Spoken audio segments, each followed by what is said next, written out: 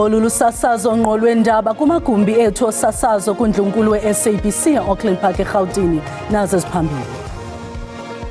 Ayengiphathanga kahle neze ngoba uba omncane ngiyabona yaseswami ngiyagaranta ukuthi ayikho into embi abeyenza. Adutyulwe abulawa amadoda amahlanu asolwa ngezenzo zolwaphulomthetho ezinzima kudubulwano namapolisa kwindawo yakwaBesta eNanda eThekwini. Umongameli Cyril Ramaphosa we-ANC uthi nangona kukho imingeni i-ANC ejongene nayo kodwa eliqela lisengumbutho okhethekileyo eMzantsi Afrika.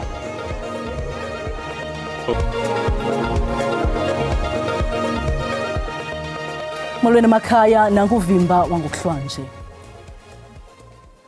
Adutyulwe abulawa amadoda amahlanu asolwa ngezenzo zolwaphulomthetho ezinzima kudubulwano namapolisa kwindawo yakwaBesta eNanda eThekwini. Amapolisa athi abarhanelwa bebefunelwa amatyala aquka ukubulala, ukuqhekeza izindlu kunye nelinge lokubulala amapolisa.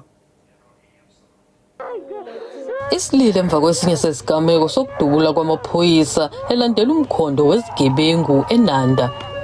Amaphoyisa agasele kulendlu kwaBesta ekuseni nalapho befice khona abasolwa. Kuthiwa kade befuna labasolwa njengoba bekusolakala ukuthi bayathinteka igamekweni zobugebengu eNanda, Ntuzuma, ePhoenix kanye nakwezinye indawo ezakhele lezi. Athe ezama ukungena amaphoyisa abasolwa kuthiwa basebedubula.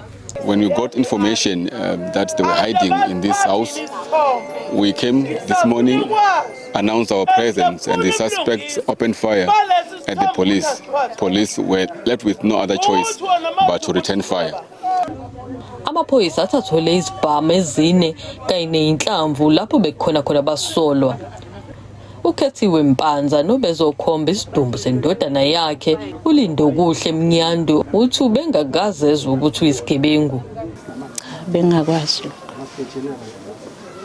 Bengakwazi nami kungithusile ngithola ukuthi usedutshuliwe kodwa ke ngomdali wami ongidalile ngemukele. Imimoya ithanda ukuphakama kwabanye emphakathini emva kokubulawa kwalabo bahlanu. Abanye bathi bebengezona bonke izigebengu. Usihle Ntombela ukholelwa ukuthi umalume wakhe uSiyabonga Ntombela ubulewe ngephutha. Lento mina ayengiphathanga kahle. Ayengiphathanga kahle neze ngoba uba omncane ngiyabona yaseswami ngiyagaranta ukuthi ayikho into embi abeyenza.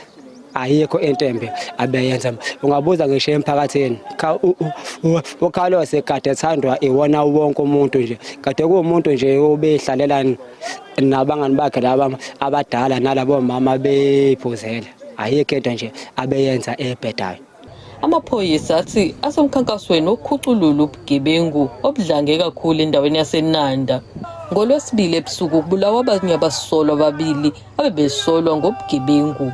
Zanele Buthelezi indabeni ze-SABC eNanda. Umongameli Cyril Ramaphosa uthi nangona kukho imingeni eliqela ejongene nayo i-ANC sengumbutho okhethekileyo eMzantsi Afrika okwebekuthetha kumangcwaba ongasekhoyo unondyebo weliqela kunye nonobhala we-SACP umnumzana Moses Kotane ephila ngaphandle kwaseRustenburg eMntla-Ntshona. Namhlanje iqela le-ANC ligqiba iminyaka eyi-114 oko lasekwayo kodwa imibhiyozo yokwenene iza kubanjwa ngomgqibelo kwibala lemidlalo iMoruleng.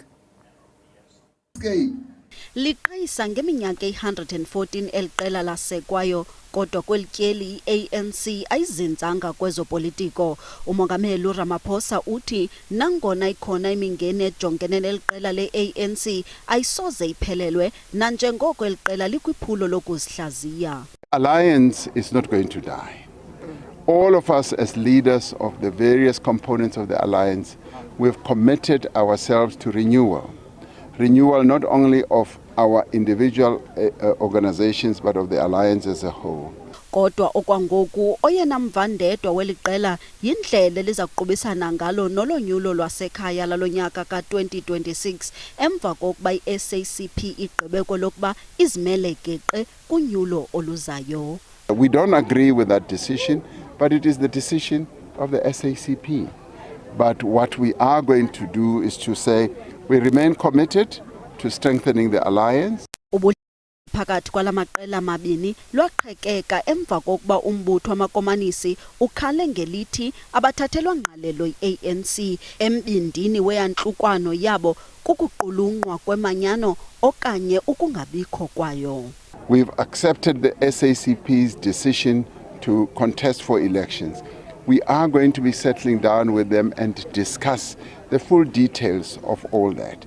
Njengoko lombutho ulungiselela imibhiyozo yawo engundoqo kwimpelaveki, ubunkokheli bombutho bebutyhutyha kweliphondo lizidla ngeplatinum kule veki.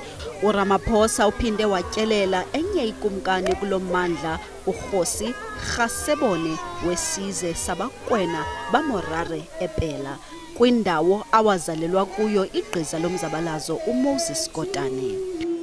Moses Kotane, as a leader of our movement, never sought glamour or politics nor the rewards of personal ambition.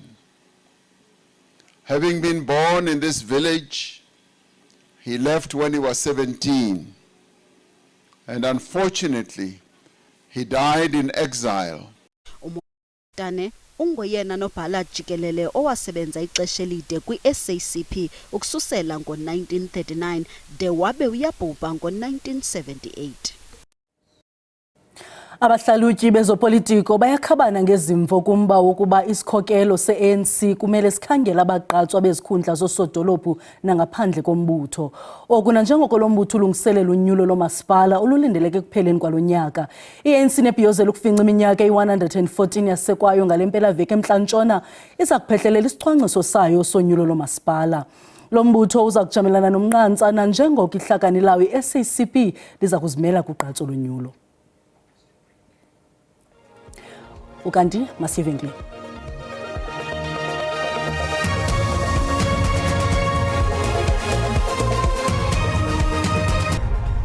Sinamkele kwakhona kwiindaba zelijelo, uyakwazi ukuzibukela kwakhona ezindaba kwijelo le-YouTube uthi SABC Indaba zesiXhosa.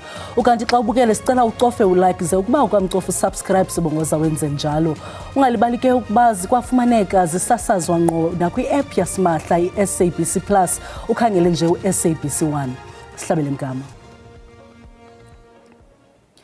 Ukanti njengokuba i-ANC ifinca iminyaka eyi-114 namhlanje, masive imbali ngengxelo yomhla wesi-8 kuJanuwari, usuku wasekwa ngalo lo mbutho ngo-1912. Ingxelo yomhla wesi-8 kuJanuwari esigqibe esiphezulu sombutho omkhulu yavuselelwa ngo-1972 ngumongameli weliqela ngelo xesha ongasekho uba u-OR Tambo P.P. Belibhacweni njengomkhombandlela i-ANC zakukhondoza kuwo kunyaka oqalayo.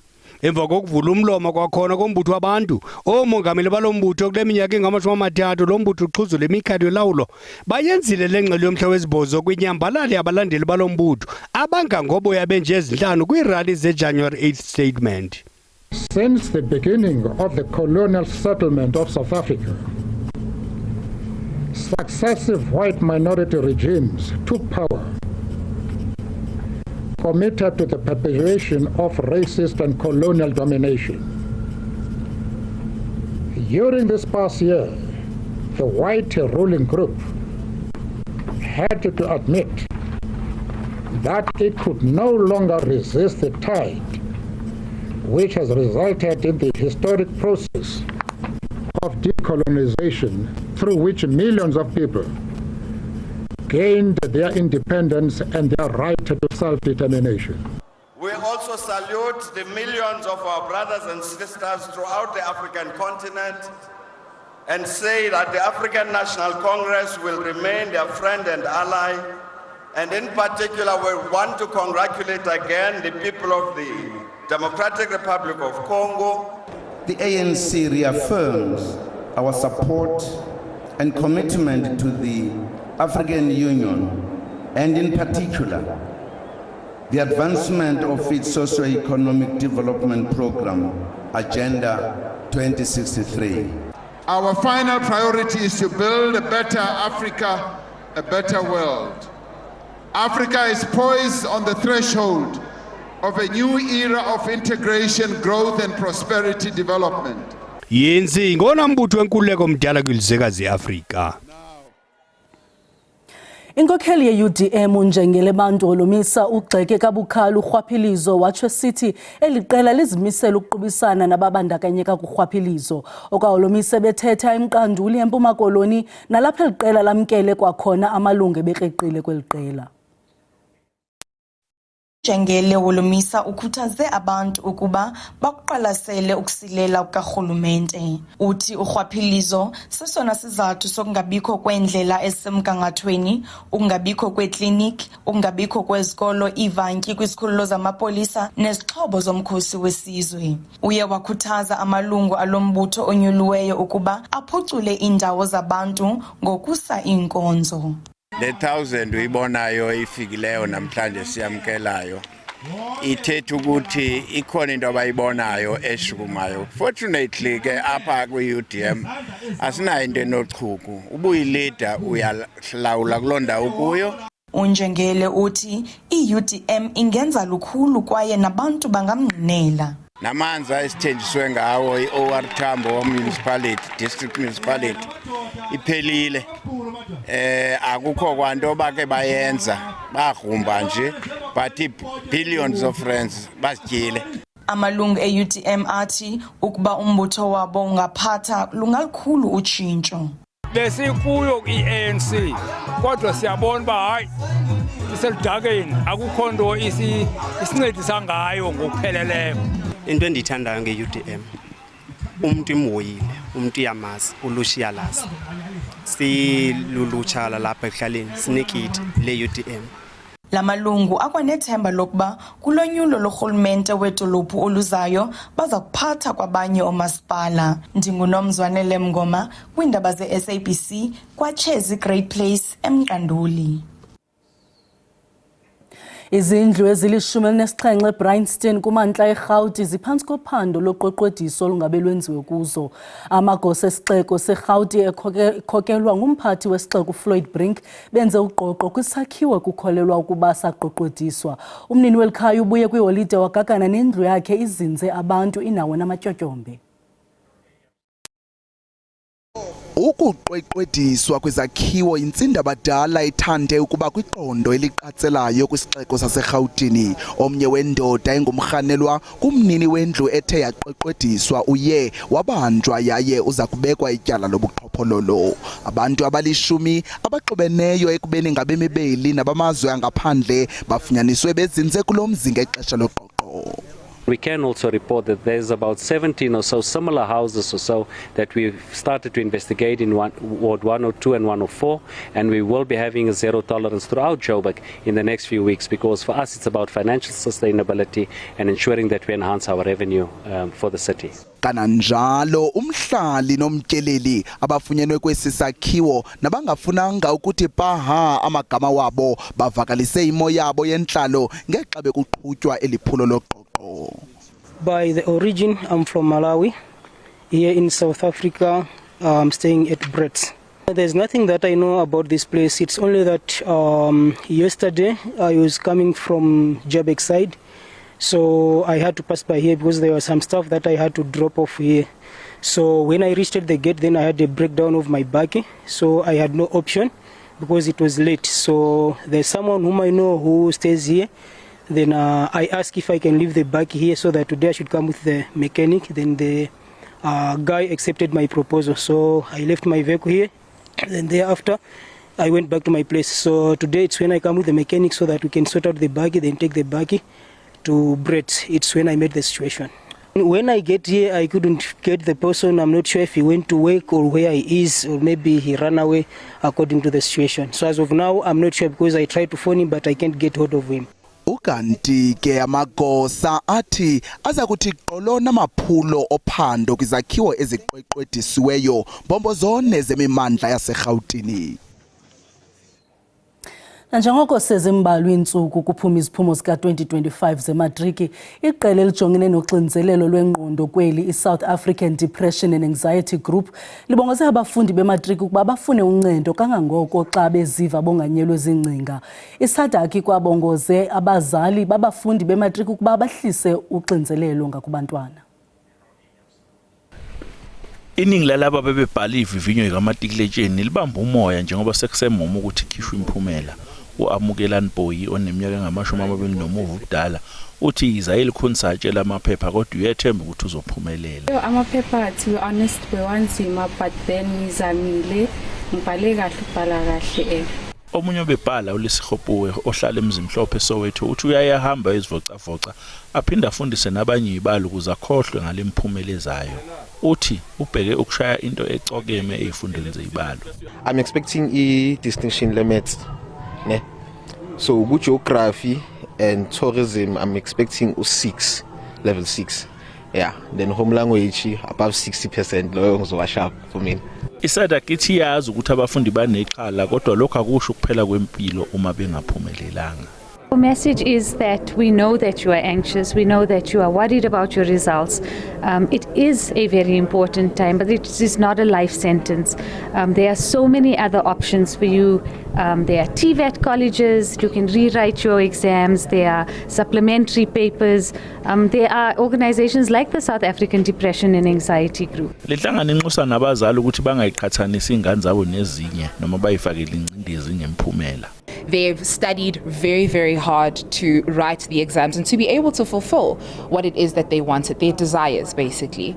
And so to add on to that pressure doesn't really help the situation but worsens it. Igama lami nguCalvin Makwadludla endabeni ze-SABC ngibika ngiseGoli. Inqununu yesikolo saseThlahanyo ithi ukuphulukana nomnye otishala bayo kanye ngelixesha lokuqalisa ukufunda ka-2026 ilahleko eza kuthatha ixesha ukulibaleka. Ukinos Mashisho neminyaka engama-35 ubudala ngomnye wabantu ababini abathe babhubha emva kokubethwa lizulu ngethuba lomnyhadala weDitroopa eDertig kwilali iMathibestad eMntla-Ntshona ekuqaleni kwale nyanga. Umasipala waseMoretele ubambe inkonzo yesikhumbuzo yokunika imbeko uMashishi kunye nokoketso kwambani. Esisibini besiyinxalenye yabantu abangama-40 abaye badlala inkosi ngexesha lomnyhadala wonyaka omtsha iDeidag. Bethandazela abo basenyongweni kwindawo yexhwayelo. Amanye amalungu osapho awakwazanga ukuzibamba kodwa ngaxeshanye bagxwala emswaneni banika imbeko kwabo bawele kule ndawo. I was there when that thing happened. So I became very emotionally that I thought of her. What comes to me, I thought only for her, what happened on Saturday. I'm so emotional now because Kinosi loved the trooper. Nosi Mashish oneminyaka engama-35 obudala ebengutishala apha kwesi sikolo. We are very extremely saddened by the passing of one of our colleagues because first of all, she was one of our young teachers. We hope that in future they are going to be part of the continuity plan of this school. So that as you can see, some of us, we are about to go for retirement. Ala ebethe gqolo ukuxhasa iintsapho ezibhujelweyo ukususela ngomhla wesehlo. Enika imbeko usodolophu uthe kwixesha elizayo banethemba lokusebenzisana ngakumbi neengcali zemozulu phambi komnyhadala. In the incident, we make sure that we assisted everybody to ferry them to the local clinic and also to the hospital. And then we were with them until the end. We are still committed that we will still engage the Weather Bureau and the climate change. Emva kwesiganeko sokudlalelwa inkosi, abantu abayi-49 bangeniswa esibhedlele. Lo gama umntwana oneminyaka 7 obudala esilwela impilo yakhe ICU.